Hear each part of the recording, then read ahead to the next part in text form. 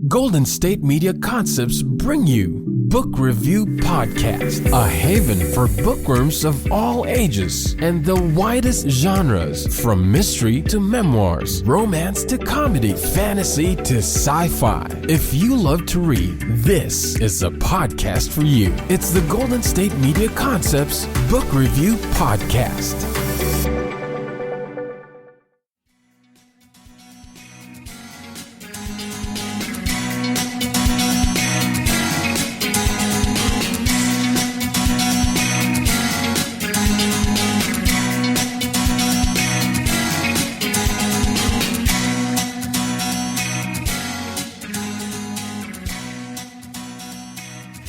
Hello and welcome to the GSMC Book Review Podcast, brought to you by the GSMC Podcast Network. I am your host, Sarah. I am happy to be with you as always. We are here for an author interview, a new author joining me to talk about the second book in a series of 4 books. Get to that in just a moment. Hope you had a great weekend and that your week is off to a good start. Now that Thanksgiving is over, maybe you had a long weekend. Just trying to think of what we did over the weekend after Thanksgiving that we didn't really celebrate, but we went shopping on Saturday. We had some errands to run, and so it's really interesting to see what Christmas looks like here in terms of shopping. It's not as crazy as it is in the U.S. After Halloween, everything just kind of explodes with Christmas, and they did put some Christmas stuff up after Halloween here. Obviously, they don't celebrate Thanksgiving, so they don't skip over Thanksgiving. But after Halloween, some Christmas stuff did go up. But it's not the craziness like you see at home with just aisles upon aisles of Christmas stuff everywhere. And it's interesting to see what they have and what they don't. The gnome craze, I made 1 million gnomes for our Christmas tree last year. There are gnomes here, Christmas gnomes, and they're adorable. So that seems to be fairly global. They have fairly, what I think of as the kind of American-looking Santa Claus, that kind of Coca-Cola-looking Santa Claus, because Santa Claus, Father Christmas, whatever he's referred to in different countries, doesn't always look the same, right? Sometimes he's wearing green, sometimes he's wearing red, sometimes his outfit is a little different, and I do see a lot of that kind of Coca-Cola-looking Santa Claus here, but I see a few others thrown in there. So it's been very interesting, and as we hit December, the end of this week, I will continue just, hanging out and seeing what is different here, what is similar, how people celebrate Christmas in Portugal. I'm looking forward to that. At any rate, like I said, we do have an author interview today. Faye Snowden joined me to talk about her book. It's called A Killing Rain. It is the second book in a series. The first one was A Killing Fire. Let me go ahead and give you the description of this book. After former homicide detective Raven Burns returns to Bird's Landing, Louisiana to begin a new life, she soon finds herself trapped by the old one when her nephew is kidnapped by a ruthless serial killer, and her foster brother becomes the main suspect. To make matters worse, she is being pursued by 2 men, one who wants to redeem her soul for the murder Raven felt she had no choice but to commit, and another who wants to lock her away forever. Again, that is the description of A Killing Rain. It is the sequel to A Killing Fire. There's going to be 4 books, as I said, each based on an element. Faye talks about that a little bit more in the interview.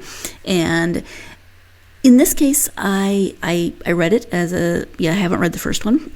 And you can definitely do that. You can read it without reading the first one. I think you would get a much better picture of Raven as a character if you read the first one first. Read them in order. That would be my suggestion. Of course, you can do it however you want, read the way you want, but I think that there's a lot of details in the first book that will go into Raven as a character and the evolution of Raven as a character throughout these 4 books. So start with the first one, and then, of course, you have to wait till the other 2 come out, but you have 2 to read at least, which is always good. I liked this series. It is creepy, it is suspenseful, it is it's suspenseful, and it's got some good sort of jump factor elements to it, if you can say that about a book. But again, as you know me, not enough to put me off. There was a couple of scenes that made me go, yeah, but not enough that I had to put the book down and just walk away and stop reading. So very good. And on my scale of books that scare the pants off of me, I could read this one just fine.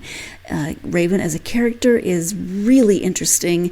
Her father was a serial killer, and she grew up with him. She lived with him. So she's got a lot that she's dealing with psychologically and emotionally, and she became a homicide detective. You can probably figure out why. So she's a very interesting character. She's got a lot of emotional baggage. The first book does not help with another serial killer. Bird's Landing is crazy. Serial killers everywhere, apparently. But she's not a homicide detective in this book, but she gets drawn back into the case with the serial killer because her nephew goes missing. And I'm very intrigued to see how she continues to evolve as a character, as well as some of the other secondary characters within the book. For instance, her former partner, Billy Ray, who is no longer a homicide detective, but owns a restaurant. So yeah, I'm looking forward to seeing where the series goes, how the characters evolve, and what happens. So let's go ahead and turn to the interview so that Faye can talk more about the book and the series. Hi, Faye. Welcome to the podcast. Oh, thank you. Glad to be here. I'm glad to have you here. We are going to talk about your book, A Killing Rain. Before we do that, though, if you wouldn't mind sharing a little bit about yourself so my listeners can get to know you a bit. Oh, certainly. So I am a writer. Of course, I probably wouldn't be on this podcast, but I'm a writer at heart. I've been writing since my early teens. I grew up born in California, grew up in Louisiana, and today I write about Louisiana. I find that you can't get the South out of your blood. I write noir mysteries, Southern Gothic, very dark right now. And this is the Killing Rain is the second book of a series of a Southern Gothic noir mystery that I'm writing right now. It's in 4 parts, based on the elements. And I'm sure we're going to get into that soon. But I also write poems and short stories and articles, and just like I said, just an all-around writer by heart. All right. Wonderful. Thank you so much for that. I've never really thought about, I hear the phrase Southern Gothic a lot, but I've never really thought, why is it Southern? Is it specific to Louisiana because of kind of that aura of mystery that Louisiana sometimes has, or is it all the South? I don't know much about Southern Gothic except that I've read it, but I've never thought about it before. Yeah, it is a very interesting genre. It's about stories of transgression that looks at our society through things like the grotesque. I mean, think about Flannery O'Connor, also William Faulkner, who was the father of Southern Gothic.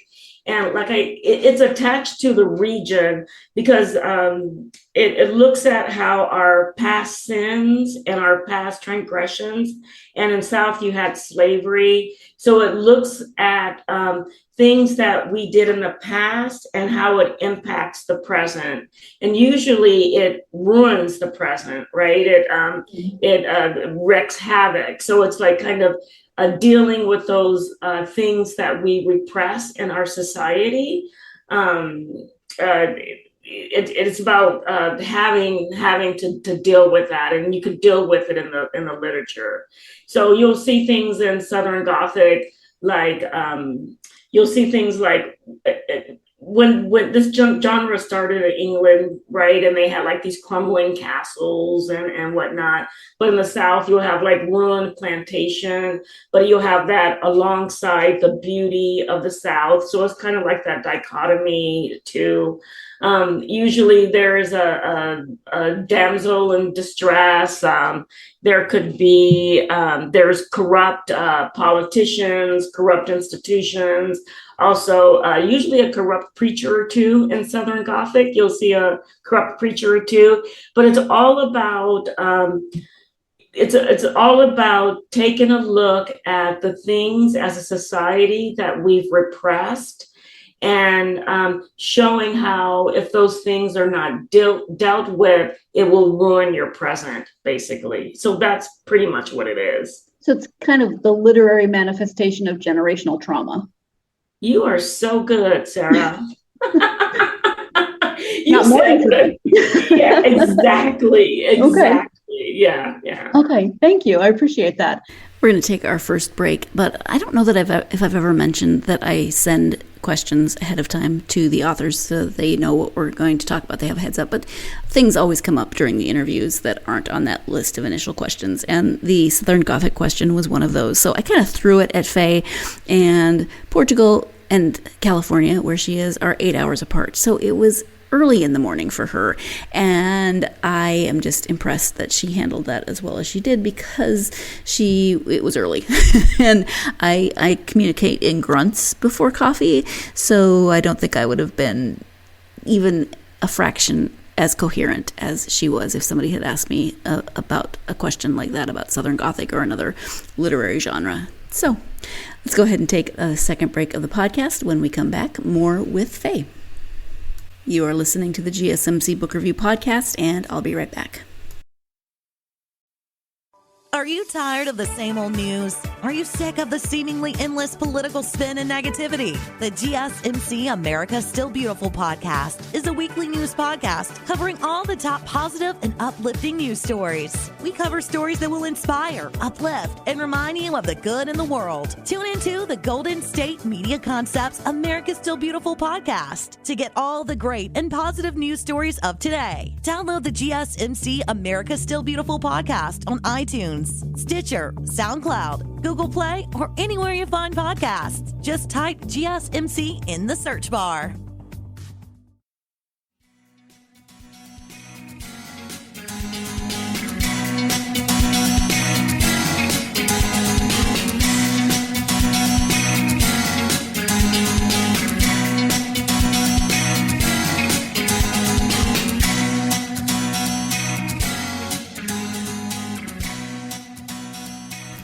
Welcome back to the GSMC Book Review Podcast. I am speaking with Faye Snowden about the second book in a series. This one is called A Killing Rain. Let's go ahead and return to the interview. Thank you for letting me take that tangent. Let's turn to the books. There's two currently out, A Killing Fire and A Killing Rain. So can you give an overview of the series first? Okay, so A Killing Fire, the series itself, it's going to be 4 books in the series. And like I said, it's based on the elements. And so the elements are fire, rain, and then the next one is going to be air or breath or wind. And then the next one is going to be after that is soil. And I already have the one on soil plotted in my head, and it's awesome. It's awesome in my head right now. So those are the books in the series. And it features homicide detective Raven Burns, who's trying to deal with her own past and her own trauma, and also trying to deal with the sins of her father. Her father is a serial killer. And Raven had some culpability when she was, she feels when she was a toddler, because she helped lure some of his victims, unbeknownst to her. She really didn't know what she was doing at that time. But she's trying to find in herself through this whole series, she's trying to find that piece of herself that's good. She's trying to prove that she is a good person. And in doing so, I always say, let the shenanigans begin. So in doing so, she just screws up in the most fantastic ways. And she's just trying to navigate how she's navigate how she feels about what her father did and forced her to do in the small Louisiana town called Bird's Landing, Louisiana. So it's a fictional town. I made it up. Yeah, thank goodness, because let me just tell you right now, I am not moving to Bird's Landing. After I got enough from the first book by reading the second book, and no, thank you. Yeah, it's a very interesting place. Yes, I wouldn't want to live there either. Yes, but I bet it was fun to build that world. Oh my goodness, it was so fun. It's kind of a mashup of my adopted hometown in New Orleans, and it was just fun, kind of laying out the streets and figuring and doing I had to do, of course, research. Setting up a Billy Ray's restaurant, that was so fun to do, and building all the characters and that type of thing. Yeah, it was a fun town to build. Yeah, I bet. So what was your initial inspiration for the series? It was kind of personal. I grew up, and I tell this story all the time, and I feel like people get tired of hearing it. But my parents divorced when I was young. I was around 10, and we left California and moved to Louisiana. Very acrimonious divorce. And I always favored my dad really strongly. And when I was living in Shreveport, Louisiana with my mom, she would always, how moms and dads do, unfortunately, in some cases when they divorce. And she would just disparage my dad. And I would look in the mirror and I was like, man, don't I look like him? And I'm like, if all that stuff she's saying is in him, what does that mean for me? And so one day I was sitting at my computer and just kind of thinking about it. I was like, man, and then I was like, oh, that would make a great short story or a great story. And I was like, oh, you have to up the stakes, Faye. You just can't be, like my mom would say, that no good so-and-so. I said, what if he's a serial killer? And I was like, ooh, this is good. And my dad is not a serial killer, by the way, but that's what the inspiration was from the story, is kind of looking at how basically the sins of the father, how they're passed down. How does somebody really deal with that when they're that that out in the open, that's dark, right? That you have to deal with. Mm-hmm. Well, I am sorry that you had to go through that, but I am also glad that you found a way to channel some of those thoughts, and hopefully that was helpful in some ways. Oh yeah, I always say that no matter what happened in my life, it made me the person that I am today. Today I do a lot of laughing about it and then things. So yeah, but thank you. But it's just it's just life. Yeah, sure. So then A Killing Rain, like I said, is the second book. And Yes. Can you talk about, let's talk about the murder that's going on in this one. Yes. The premise of the story. Okay, so no spoilers. So Raven Burns, after a killing fire, returns home to Bird's Landing, Louisiana. And she decides, you know what? I'm not doing that police work anymore. I'm going to get on with a regular life. I want to do what I always wanted to do. I'm done with that. And so she goes to work in Billy Ray's restaurant, and Billy Ray is her a former partner when she was a homicide detective. And then, unfortunately, she has a nephew that's kidnapped by who they think is a serial killer, kidnapped by a serial killer, and she just has to go back into police work in order to rescue her nephew. So she's kind of forced back into doing something that she thought she wouldn't do again. Yeah. And let's talk a little bit more about Raven, because she is a very complex character. And what about her do you think might resonate with readers?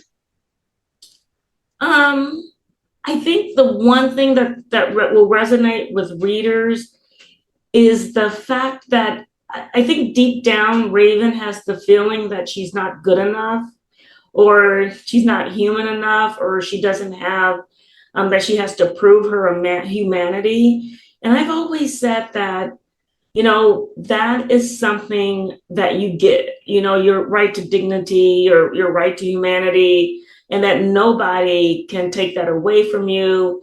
And and you can't prove that, especially you can't prove that, especially to people who don't think you're human, right? That's not something you could prove. And I think that just accepting your past, accepting who you are and where you came from, and making the best of that instead of going through all these gymnastics to try to prove something. I think that, I know she resonates with me. I mean, I wrote her, but she resonates with me on that level. Like, and that's what I'm hoping that she'll learn by the end of the series, is that, you know, no matter what she does, she's not, that's not her, that goal she wants to prove that she's good enough is not, that's not something you can do, right? You know, you're already enough. So, but we'll see. So by the end of the book, she's going to either become, in the series, she's going to take two paths. She's going to make a decision in each book. And the decision that she makes will determine whether or not she's going to be like her father, or it's going to determine whether or not she's going to be a citizen of this, you know, a righteous person. Time for the second break of the podcast. When we come back, we'll be talking about character development, how Faye writes her characters, how they evolve through the writing, etc. So stay tuned. You're listening to the GSMC Book Review Podcast, and I will be right back. Tired of searching the vast jungle of podcasts? Now listen close and hear this out. There's a podcast network that covers just about everything that you've been searching. The Golden State Media Concepts Podcast Network is here. Nothing less than a podcast bliss with endless hours of podcast coverage. From news, sports, music, fashion, cooking, entertainment, fantasy, football, and so much more. So stop lurking around and go straight out to the Golden State Media Concepts Podcast Network. Guaranteed to fill that podcast itch. Whatever it may be. Visit us at www.gsmcpodcast.com. Follow us on Facebook and Twitter, and download us on iTunes, SoundCloud, and Google Play.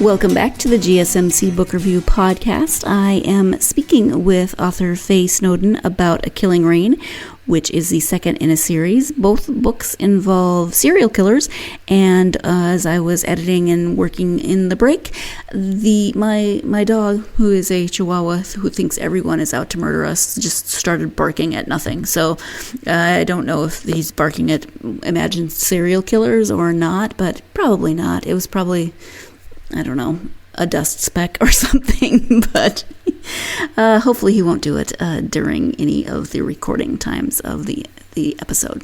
At any rate, let's go ahead and return to the interview with Faye. When you sat down to write the series and you started thinking about the characters, especially Raven, did you have pretty good character sketches in mind, or did you let them kind of grow and evolve as you wrote, or a combination thereof? No, I didn't have Raven in my mind, because when I wrote A Killing Fire, the first character that appeared to me was Floyd, and he appeared pretty much whole. I mean, he was just kind of walked up in his white suit and his fedora, sat down, and started. I know, I started talking to me. They're going to take me away, Sarah. And so he was good. I had him. I did some free writes and some, I call character interviews with him, and he was done in like a couple days. Raven was harder. So I had to pull out all the stops to write her. I had to, do like a character profile. I had to do what her dreams were, what her fears, what she had in her closet, what she carried in her pockets, lots of interviews and free writes. And just, she was a really hard character to write. And then I think in the first book, she kind of evolved into a more whole person. And in the second book, I think she's just like Floyd. I have her down pretty much. How about research? You've mentioned a little bit of research in terms of like creating the town and stuff, but what types of research did you do specifically for this book? Oh my goodness. I researched for the first book, of course, the town, how it was, how they get incorporated and how they're founded and what the industries are and all that. So I did that for the first book. And I think, in the first book, I had to research the murder weapon and all that. For this book, it was so fun. I had to research trauma cleaners and what they do. And then I also had to, so I watched a lot of YouTube videos. I read books. That was a whole industry that I didn't even know. I mean, you kind of know it existed, but I just, you just don't think about it. So that was an industry I had to research. I also had to research a lot about farming and animals and that type of thing. And I hate to say this word, but I am a Norm mystery writer. Slaughter. I had to do a lot on that and yep. raising sheep and that kind of stuff. And it just ran into so many interesting things as I was doing it. You, I would imagine, are definitely one of those authors whose internet history would be questionable if somebody just stumbled upon it. Yes, it would be. Yes.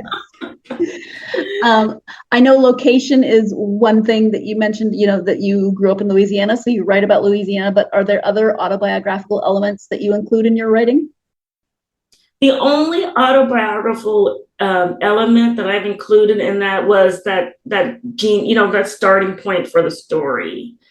Okay.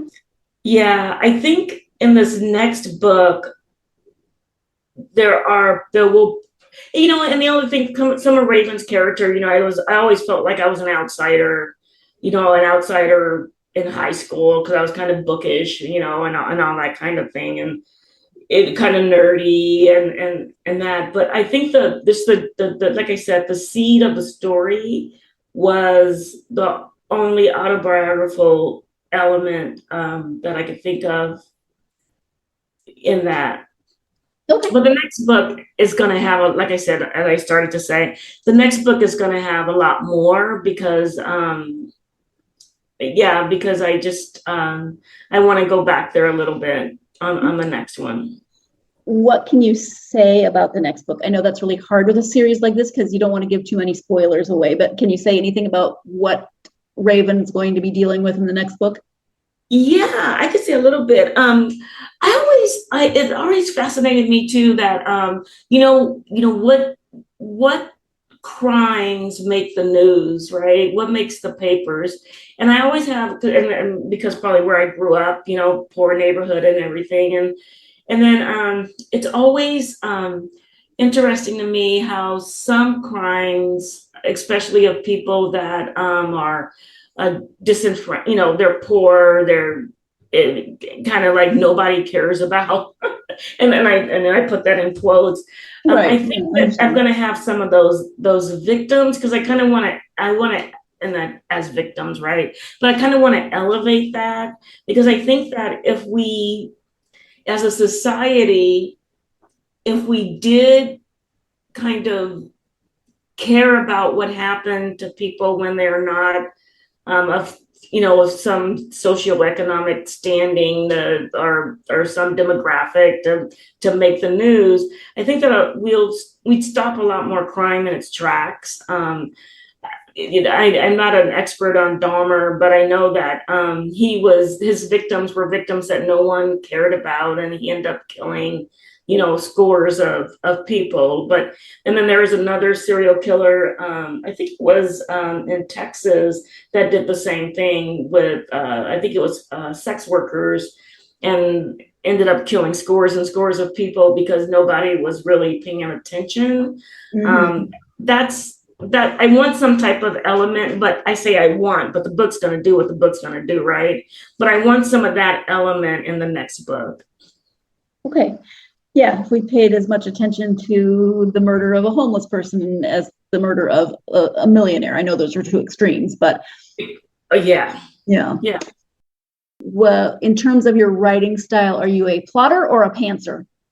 That's a, I Or am a planter? I'm what was that you said, a planter? I'm a planter, so I'll build the skeleton, like I'll do the sketch. I need to know like some people can write. I know I love Tracy Clark, my dear friend. She's a total pantser, total. And sometimes I was send, one time on Facebook, I said, just a little insy bitsy plot. And she goes, no. I have to sketch my crime out. I have to know who did it, how they did it, the clues, so I can plant them through the book. I have to do that. So I know what my crime is. And then for the writing, I will build like a skeleton outline, just a very brief, so I kind of know where things are going. And then after that, I'm pantsing. But I just, I call it building the skeleton and then taking the meat and plopping it on the skeleton. That's how I kind of see what it ends up as. Yeah. Yeah.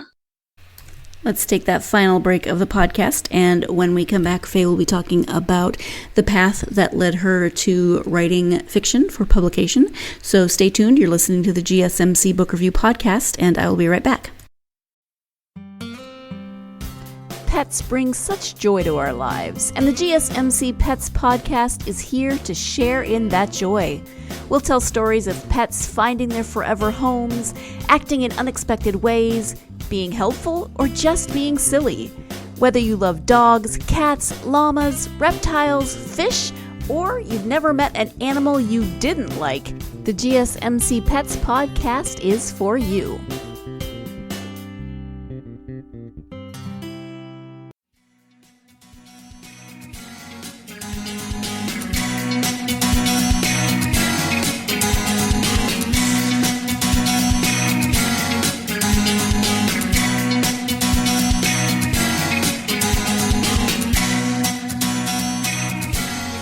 Welcome back to the GSMC Book Review Podcast and the conclusion of my interview with author Faye Snowden.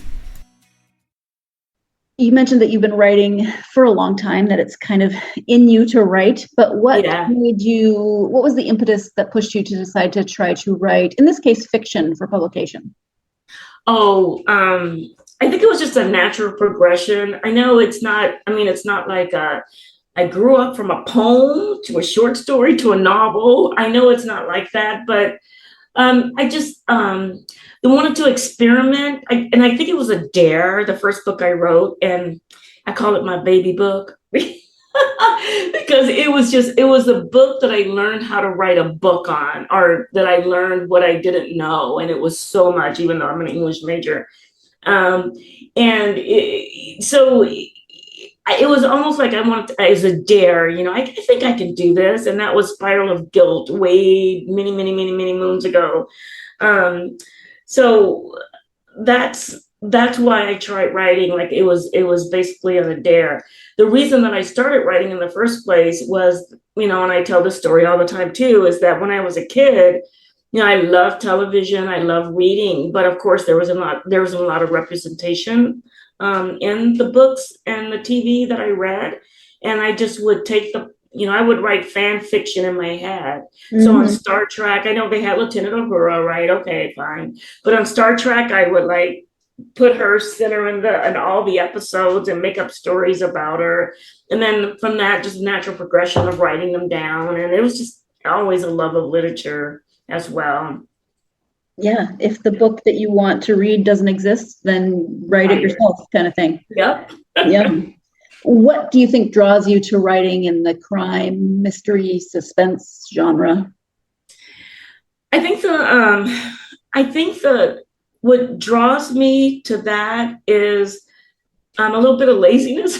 I wouldn't say lazy, not that we're lazy. We're not lazy, but crime fiction and genre fiction is not half the work. Okay, fine. 1/4 of the work is already done for you. So you pretty much have, there's rules and conventions that you need to follow, or if you don't follow, you need to understand why you're breaking those rules and break them in a way that you know what you're doing, right? So they're already there for you. So it allows you to take the reader on a wild ride thoroughly entertain them, but also slip in elements for things they're going to have to think about, things that's going to keep them up at night, things that, things that they can question. It's like the reason for Gothic and fiction is like to make them look at the world in a different way. So it's almost like I call it, I have this present. I'm going to give you this present. I'm going to thoroughly entertain you, but there's going to be something good in there for you as well. So, or bad, depending on how you think, when you think about it. Mm-hmm. But it's just, to me, it's just a way of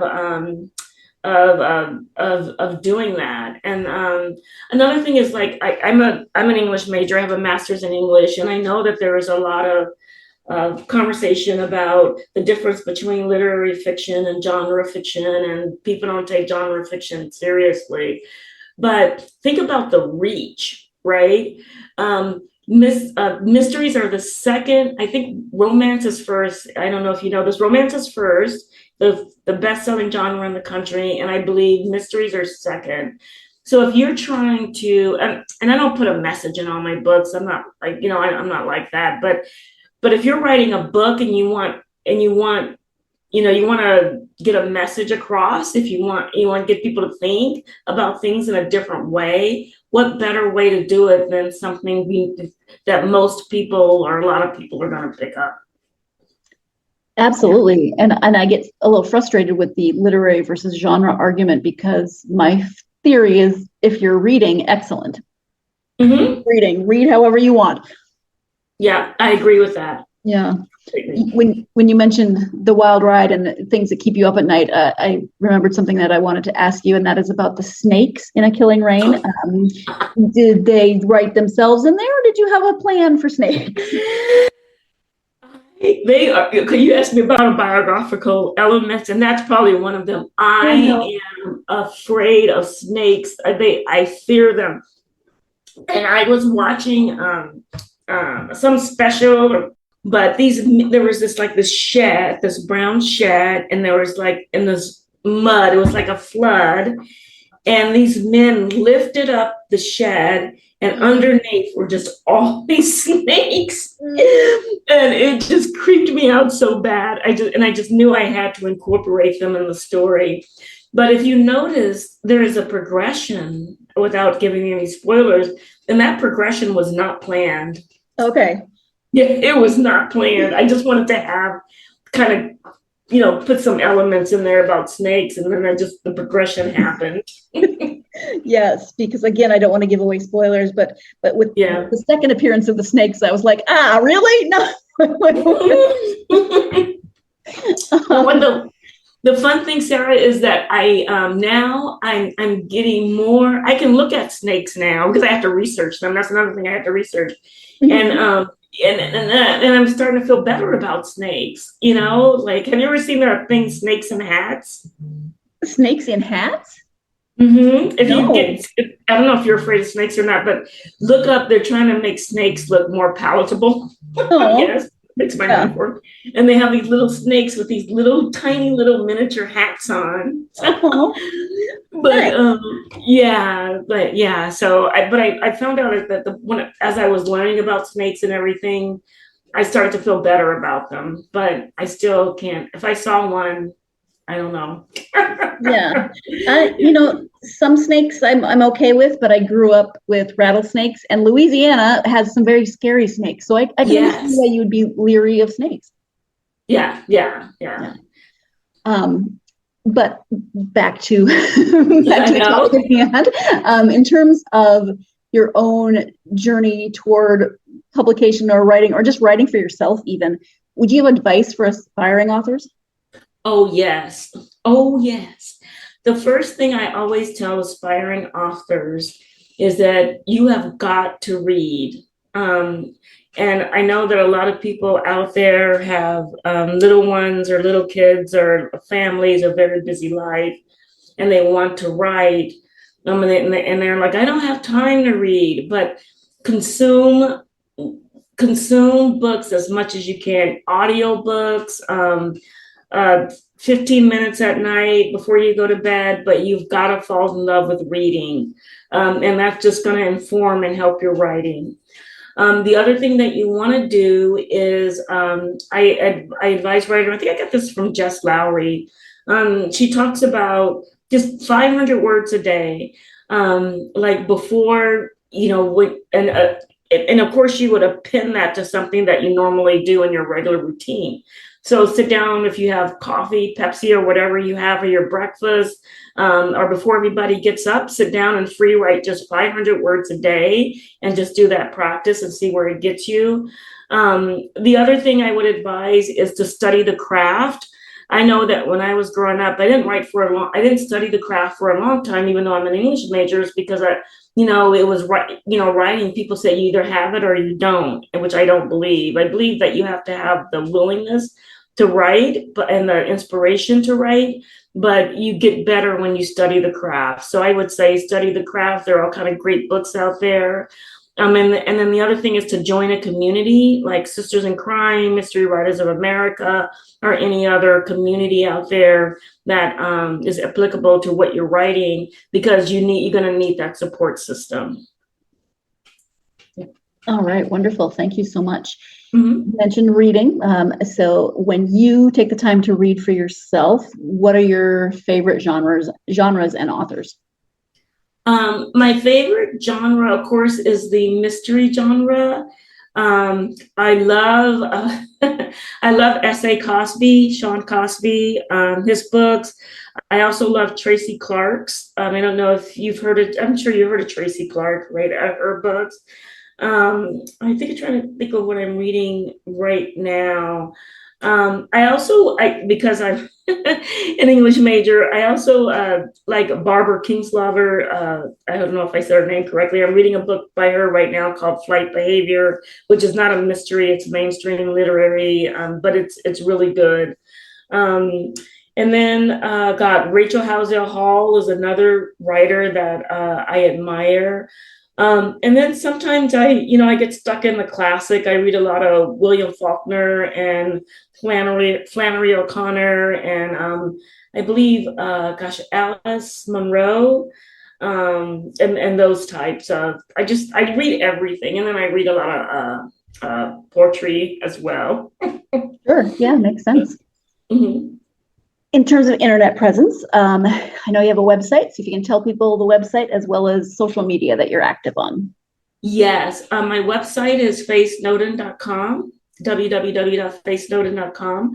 I'm completely active on Twitter, though I noticed that a lot of my followers and bookish friends have departed and went to like Hive and Mastodon. I have not done that yet, but so I'm on Twitter and Instagram, and I'm also on Facebook.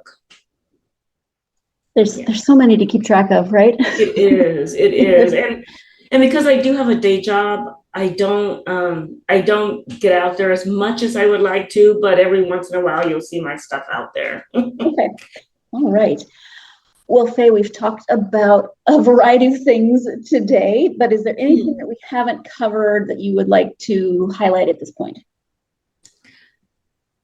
No, I think this was pretty good. I would say that I would encourage everyone out there, and if you're listening to this podcast, you're probably already a reader, but see if you can go out there and recruit more people to read. I mean, reading is so important that, like you were saying, Sarah, just get people and get kids and get everybody to start reading, because it's really important. Yeah, my dad was a librarian, and he would completely agree with you. So yeah, absolutely. Great. Well, thank you so much for taking the time to talk to me about A Killing Rain and the series as a whole. I really appreciate it. Oh, no, thank you for having me on the show. Thank you again to Faye for joining me to talk about A Killing Rain and, of course, A Killing Fire a little bit as well. Looking forward to the rest of the series, finding out what happens to Raven, what happens to some of the other characters in the story, and how they all continue to evolve, or maybe not, as the series goes on, or, grow and figure out what they're doing with their lives. So if you are a fan of crime, of mystery, of a little bit of creepy serial killerness, that's not a thing. But if you're a fan of this type of book, and especially if you like books that are also series, then you should definitely check out both A Killing Fire and A Killing Rain. And of course, as you're all shopping for the holiday season, maybe you are looking for books for someone in your life. Maybe you're not a fan of this type of book or what have you, but someone you know is. This is an option for you. Look it up and see if it might be something that you or someone that you know who loves to read might be interested in. Thank you, as always, for joining me. I hope that you will join me for the next episode. It'll be the second time that I've talked to somebody about a graphic novel, but the last time, if you remember, the graphic novel was historical fiction, so very different. This one is The Rise of Dracula and the Cult of Dracula. Fantasy, science fiction, that genre, so a little different than historical fiction, but if that is a genre and a way of reading that you are fond of, then definitely join me for that interview. The author is Rich Davis, so join me for that on the next episode. In the meantime, hope you're having a great week. If you are a fan of this podcast, please do me what I always ask you to do. If you have not done so already, if you've already done so, just ignore me. But if you have not liked, follow, subscribe on the platform that you listen to the podcast on, please do so. That gets you the episodes as soon as they come out. You can also leave a review on those platforms. That is great, wonderful, helps to get the podcast out to more listeners. You can leave a starred review or a written review, whichever you're more comfortable with. And also follow on social media. You can find the podcast on Facebook, Twitter, Instagram, and TikTok. Love, love, love hearing from you. If you had a long weekend, I hope it was wonderful. And if you did have a long weekend, I hope you're easing back into the work week as you know, sometimes it's hard to go back, but it is Tuesday, so hopefully you've eased back in pretty well. Whatever this week brings you, as always, I hope it brings you plenty of time to get yourself lost in a good book. Thank you. You've been listening to the Golden State Media Concepts Book Review Podcast, part of the Golden State Media Concepts Podcast Network.